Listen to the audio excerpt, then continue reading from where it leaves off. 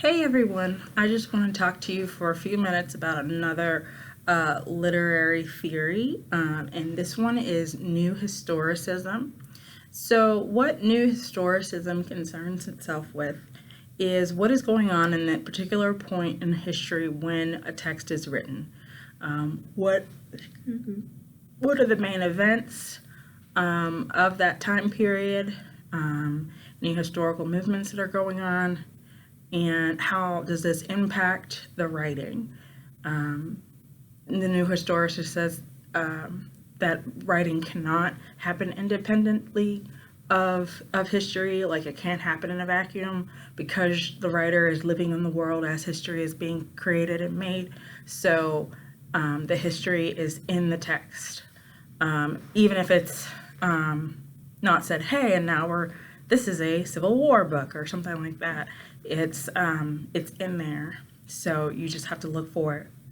Keep in mind that when something is set in a time period other than the contemporary moment, it is not about the time period in which it is set. It is about the contemporary moment.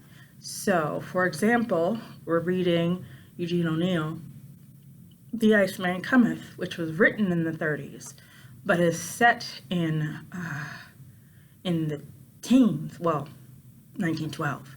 So, what does 1912 have to do with or help us understand about the 1930s? And I think that he might be trying to draw a connection between, say, the Great Depression and the anarchist movement, and saying that one caused the other, or because we shut down one, then the other pops up. So that's what I'm getting from it so far. But just remember, if I write today a book about the civil rights movement in the 1960s, I'm actually using the 1960s to explain things that are happening during the Black Lives Matter movement today.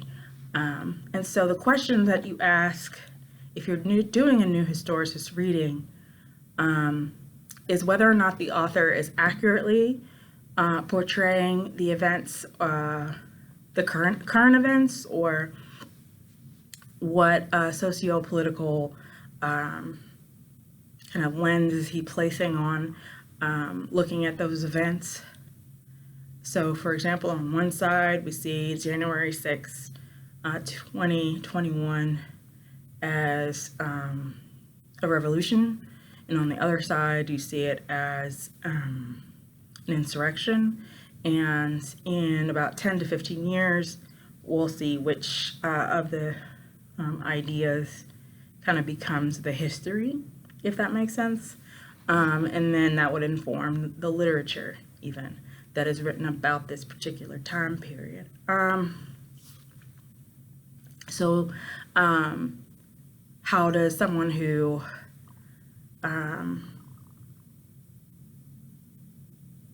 took active part, maybe, in some of the events of history and then wrote fiction about it, talk about things differently than, say, someone who was an observer? So, who are leading political figures?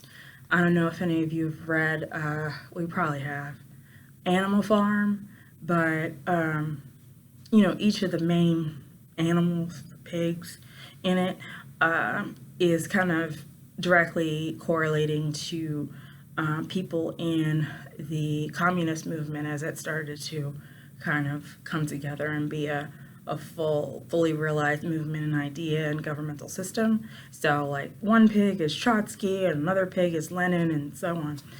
That kind of thing. So you can also look for kind of those kind of stand-ins in literature if you're doing a new historicist reading of it. And so this is one that I use quite frequently. In addition to looking at Marxist theory, as I said in a previous video, I definitely look at the history to see what is going on at the time, to see if I can better understand what's going on at the time. Currently writing an article about using a new historical lens, looking at Edwidge John D. Katz, The Forming of Bones, which was written in 2007, but is about 1937. So there's another example of it at work. Let me know if you have questions, and I will talk to you all soon. Okay.